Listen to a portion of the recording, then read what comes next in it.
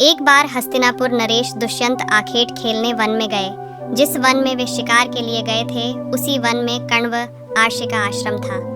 कण्व आर्षि के दर्शन करने के लिए महाराज दुष्यंत उनके आश्रम पहुंच गए। पुकार लगाने पर एक अति लावण्यमयी कन्या ने आश्रम से निकलकर कहा, हे राजन, महर्षि तो तीर्थ यात्रा पर गए हैं, किंतु आपका इस आश्रम में स्वागत है। उस कन्या को देखकर महाराज दुष्यंत ने पूछा, बालिके, आप कौन हैं? बालिका ने कहा, मेरा नाम शकुंतला है और मैं कण्व ऋषि की पुत्री हूँ।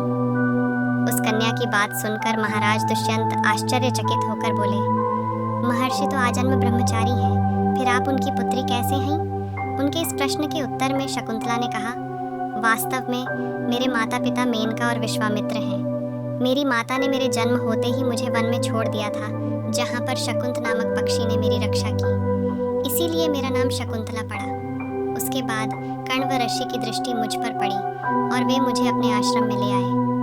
उन्होंने ही मेरा भरण पोषण किया। जन्म देने वाला, पोषण करने वाला तथा अन्न देने वाला, ये तीनों ही पिता कहे जाते हैं। इस प्रकार कण्व ऋषि मेरे पिता हुए।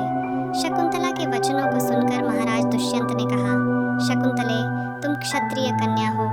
यदि तुम्हें किसी प्रकार की आपत्ति न हो तो मैं तुमसे विवाह करना चाहता हूँ। शकुंतला भी महाराज दुष्यंत पर मोहित हो चुकी थी, अतः उसने अपनी स्वीकृति प्रदान कर दी। दोनों ने गंधर्व विवाह कर लिया। कुछ काल महाराज दुष्यंत ने शकुंतला के साथ विहार करते हुए वन में ही व्यतीत किया। फिर एक दिन वे शकुंतला से बोले, प्रियतमे, मुझे अब अपना राज्य कार्य देखने के लिए हस्तिनापुर प्रस्थान करना होगा। महर्षि कण्व के तीर्थ यात्रा से लौट आने पर मैं तुम्हें यहाँ से विदा कराकर अपने राजभवन में ले जाऊंगा। इतना कहकर महाराज ने शकुंतला को अपने प्रेम के प्रतीक के रूप में अपनी स्वर्ण मुद्रिका दी और हस्तिनापुर चले गए। एक दिन उसके आश्रम में दुर्वासा अर्ष पधारे। महाराज दुष्यंत के विरह में लीन होने के कारण शकुंतला को उनके आगमन का ज्ञान भी नहीं हुआ और उसने दुर्वासा अर्ष का यथोचित स्वागत सत्कार नहीं किया। दुर्वासा अर्षि ने इसे अपना अपमान समझा और क्रोधित होकर बोले, बालिके, मैं तुझे शाप देता हूँ कि जिस किसी के ध्यान में लीन होकर तूने मेरा निरादर किया है, वह तुझे भूल जाएगा। दुर्वासा अर्षि के शाप को सुनकर शकुंतला का ध्यान टूटा और वह उनके चरणों में गिरकर क्षमा प्रार्थना करने लगी। शकुंतला की क्षमा प्रार्थना से द्रवित होकर दुर्वासा अर्षि ने कहा, अच्छा, यदि तेरे पास उसका कोई प्रेम चिन्ह होगा तो उस चिन्ह को देख उसे तेरी स्मृति हो आएगी। महाराज दुष्यंत से विवाह से शकुंतला गर्भवती हो गई थी। कुछ काल पश्चात कण्व ऋषि तीर्थ यात्रा से लौटे। तब शकुंतला ने उन्हें महाराज दुष्यंत के साथ अपने गंधर्व विवाह के विषय में बताया।